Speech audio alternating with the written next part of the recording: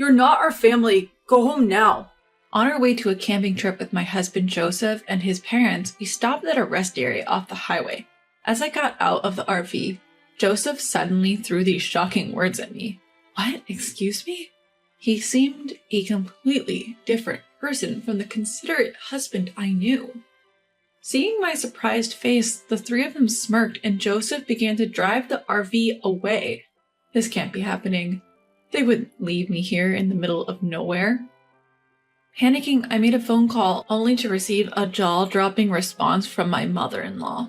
You really thought you could come along with us? What a nerve you've got. Please don't say that and come back. I was looking forward to our trip. Well, the highway is a one-way street. You can't just turn around. Besides, you're not a part of our family. You're just my daughter-in-law. Know your place. Bye now. We're going to have fun without you. As I was staring dumbfounded at the abruptly ended call, the RV gradually became smaller and smaller until it disappeared from sight. The words that I wasn't a part of their family pierced my heart and ached intensely. This is terrible. They had me prepare everything, and then a wave of bitterness and heartache washed over me. Feeling helpless, I had no choice but to call a taxi and go back home. I'm Allison, 31 years old. I got married 2 years ago to my husband Joseph, who is the same age as me. He bought a house for us when I hesitated to live with his parents. Although it's within a stone's throw from my in-laws' house, it's better than living with them.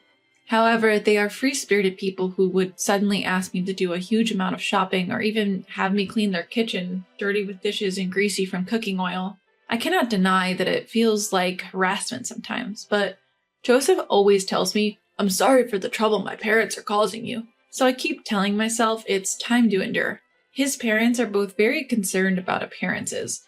They treat me surprisingly well in front of others, so I'm careful not to say anything negative about them, lest I become the villain.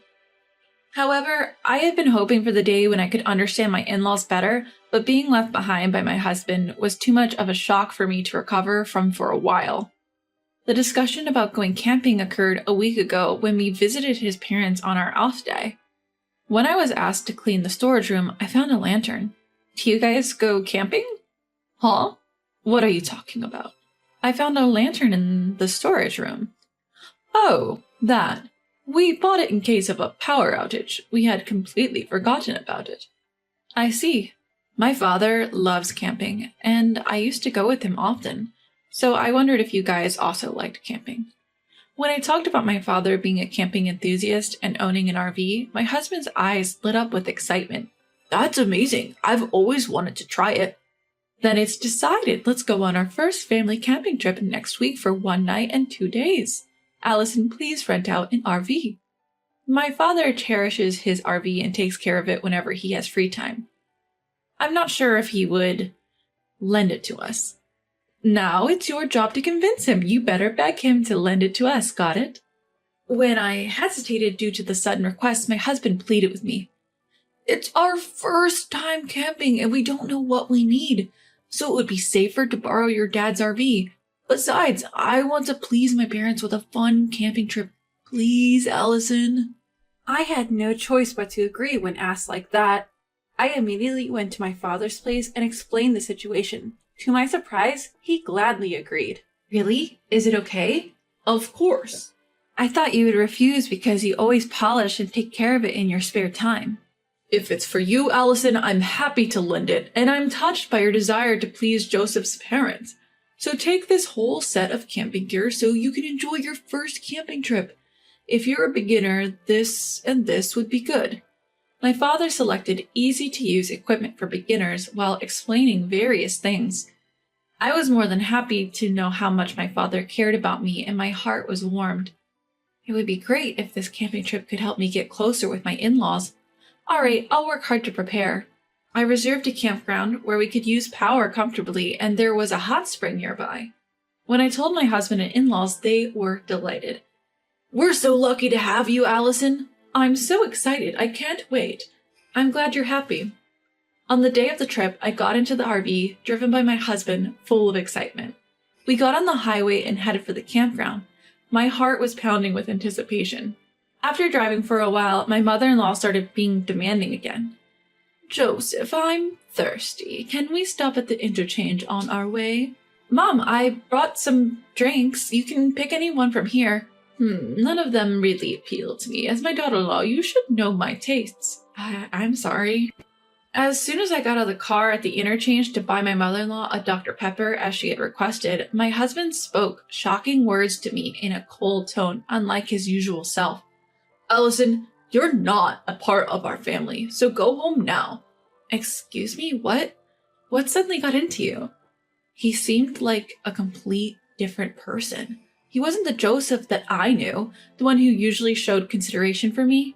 As I looked shocked and unable to understand what had just been said, the three of them laughed with a sneer, and the RV started moving again, leaving me behind.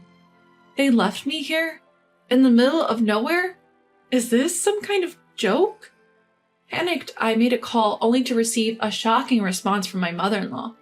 You thought you could really come with us? What a brazen woman. You are not a part of our family. Be aware of that. Bye. We'll enjoy a good family time without you. I stood still, dumbfounded, staring at the abruptly disconnected call. How dare they? They had me prepare everything, and then they left me out? What was Joseph thinking? A surge of bitterness and sorrow overwhelmed me, but unable to deal with these emotions, I called a taxi and went home. The next day, my husband and in-laws came back from the camp and were excitedly talking about their fun experience. They didn't even bother to apologize for leaving me behind. As I started questioning them about the previous day's event, I received an astonishing response. We did it to discipline you as my wife. That's right, Allison. You never understand your place as our daughter-in-law. But there's no need to abandon me on the highway for that. We had to go this far because you wouldn't get it otherwise. We need to properly discipline this failure of a wife before we start living together. Upon hearing the word living together from my mother-in-law, I was startled. I feared that discussions were happening behind my back without my knowledge. What do you mean by living together? I haven't heard anything about this. My parents' place is getting old and is at its limit. I've bought a house where we can invite Dad and Mom to live with us. From next year, we'll be living together, so I'm going to be stricter with you. Be prepared. I was stunned to hear this was my husband's true intention. Deciding such a major thing without consulting me at all, I couldn't believe it. My trembling anger was seemingly insignificant to the three of them. What's worse, after borrowing the RV, they didn't even bother to refill the gas or thank my father. Allison, why are you just standing around? Hurry up and return the RV to your dad. After cleaning the interior, wash the car, then return it to your father. We don't want to be seen as thoughtless. Looking at the car interior overlaid with trash, I was thoroughly disappointed in them. Not only ignoring me, but also disrespecting my father's kindness. Unforgivable.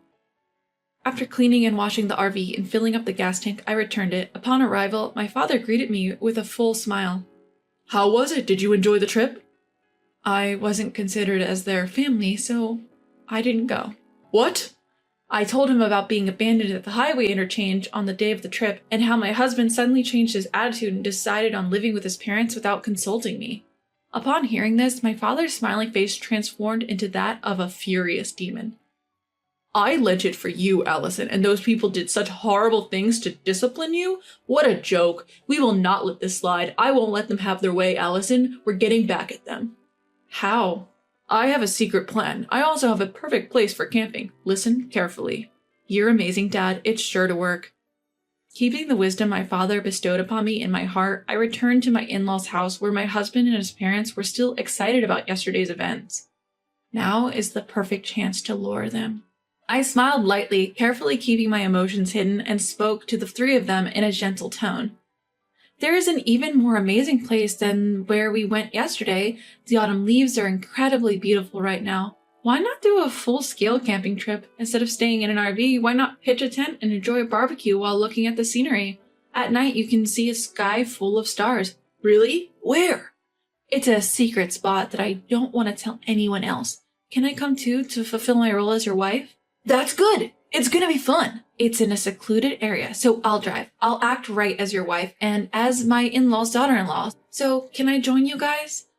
As expected, my husband and his parents were overjoyed and agreed for me to accompany them.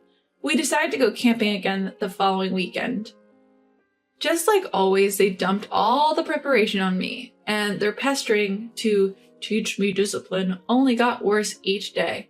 I carried my secret plan and meticulously arranged for my revenge. And the day of our trip arrived.